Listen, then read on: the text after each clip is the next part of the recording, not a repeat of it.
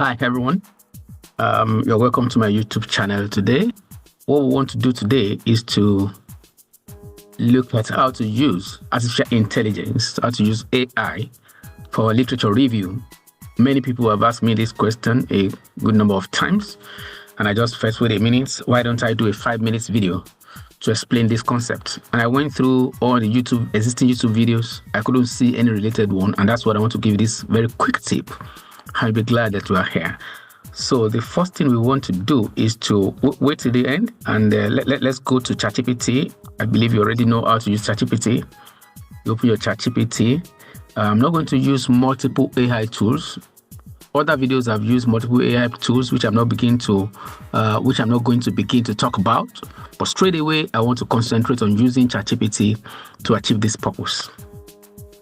To extract information from articles, to carry out literature review for our work. And I'm going to do this in a more ethical way that will be accepted whether by your institution or by any publishing outlet, in a more ethical way, to get to the summary, to give you a few number of things that we really need in a research article. In a research article, most of the time, you already know the title.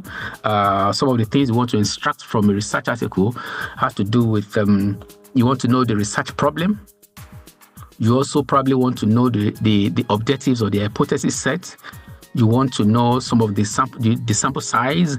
You also intend to know maybe the quick findings, the empirical findings in that literature, and possibly you want to see the future research and a number of things. So these are some of the things I'm going to concentrate on. So when you come to ChatGPT here, you're going to click on ChatGPT to give you that prompt, screen where you can begin to type your queries. But what is most important here is that you have to think about and that you have to do well and write well is your prompt engineering. What you're going to ask the system to do for you. You must ensure that what you are writing, the instruction you are giving to ChatGPT for the article you want to analyze, it's straightforward and it's good to go. So I'm going to do that again right away. Okay, so there you go. So I'll show you the prompt now that I want to use for this purpose. Now, this is what we have here. The following attachment is a journal article. Put this in brackets, angular brackets, to be attached. I want you to identify and highlight the research problem, the objectives or hypothesis, the research technique, sample size, and key findings. Only base your response on the information as provided in the article alone. If you don't tell ChatGPT this, ChatGPT might be also using its own intellect, its own knowledge to add to the findings in that paper. So that's why I'm giving it that caveat. That's why I'm giving it that constraint, that it should not go beyond what the article is provided. So I'm going to copy this one now and go to ChatGPT and post it in ChatGPT. There you go. And at the end of the day, ChatGPT will be prompting you to load or upload the article you are referring to. So I'm going to click on this attach file logo or icon. Once I click this, it will take you to wherever you have loaded or you have saved your article. Go to the folder. So I'm going to click on this Venkatesh et al. 2003, which talks about the technology acceptance model. So, and as it's loading, this place will be grayed out. But once it's ready, you see it's black and then you can check it to go on. It's still loading. All right, it's ready now. You click on that. So it's going to follow the instruction you have provided previously. And that is what it's doing now. You can see research problem. The article addresses the challenge of understanding user acceptance of information technology. It critiques existing models of technology acceptance for being fragmented and seeks to develop a unified model that consolidates key insight from previous research. No story direct to what the research problem is all about, as indicated in the article. Now look at the objectives and hypotheses. It has stated that there, and also moves further to talk about the research technique. The research technique here employs quantitative methods. You can look at that. It is not qualitative, it is quantitative. based on survey data collection to measure variables related to technology acceptance. The other one talks about statistical analysis techniques such as structural equation modeling, SEM, to validate the proposed Utah-Ute model and test the hypothesis. This is interesting. Now, it's also giving us a sample size. The study used data from 215 respondents across 4 organizations. And look at the key findings here, they're highlighted. If you look at what I instructed, I said you should identify and highlight. Otherwise, it will have given you the responses in prose. I requested I should highlight. That's why it's highlighting the key findings, which is what we want to do here. So finding 1, the UTA-UT model explains 70% of the variance in user acceptance of technology, which is a significant improvement over previous models. And it says second one, performance expectancy is the strongest predictor of behavioral intention. This is what we know. And the third one is talking about effort expectancy and social influence also influence behavioral intention, but vary based on context and user demographics. Look at that. The fourth one is also saying facilitating conditions predicting actual usage, but not behavioral intention directly. And the fifth finding is gender, age, experience, and voluntariness of use moderate relationships between the core determinants and user acceptance. Can you look at that? So I'm going to add additional 2 papers, and I'm not going to repeat the prompts, but it's going to base the additional papers based on the prompt I provided initially. So I'm just going to add another paper now. Okay, I had this paper now, another paper, and this is my paper actually that I wrote. Bringing that. It's bringing that. So once it's ready, this place is already grayed out. Once it's ready, this place will give us black, and then you can click. Yes, it's ready to go. Okay, so this is what I have. It's reading the documents. Yes, it's ready. Look at the research problem here. The study identifies a gap in understanding how geographical clustering, agglomeration of ICT firms affects business performance in Nigeria, which is correct.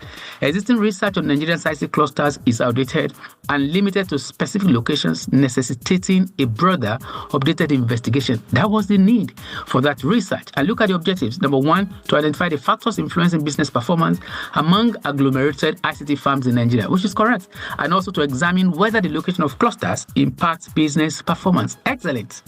So these are the hypotheses that you could see in the paper that were identified, which is also in line with what was stated. So number 1, human capital positively impacts business performance. Competition positively impacts business. But what I want you to see, look at the research technique. It's also survey based on 228 chief executives of ICT firms in Lagos. This is correct. Lagos, Abuja, and Port Harcourt. And then it also carried out exploratory factor analysis for variable reduction and linear regression for hypothesis testing. Then secondary data from journals and reports supplemented the problem. This is correct. And then look at the sample size.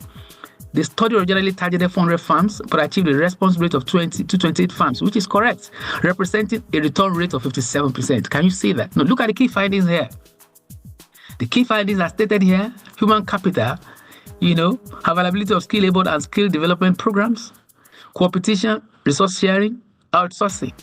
And then some factors were rejected. I think majorly 1, which was that, and then impact of location, cluster dynamics. This is interesting.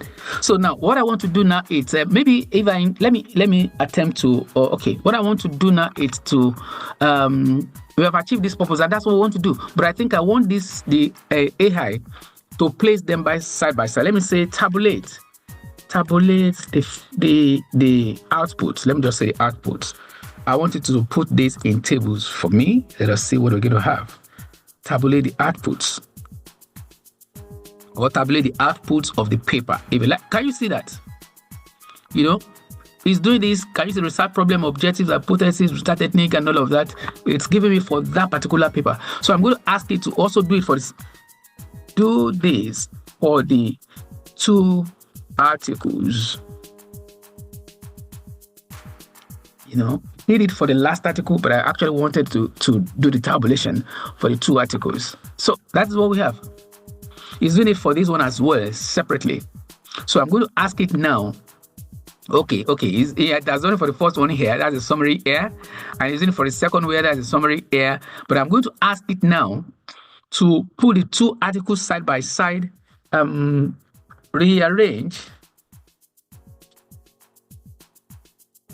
the output of the two articles and tabulate in a single table. Okay, so let's see what we're going to get. That is the power of prompt engineering. Can you see the authors?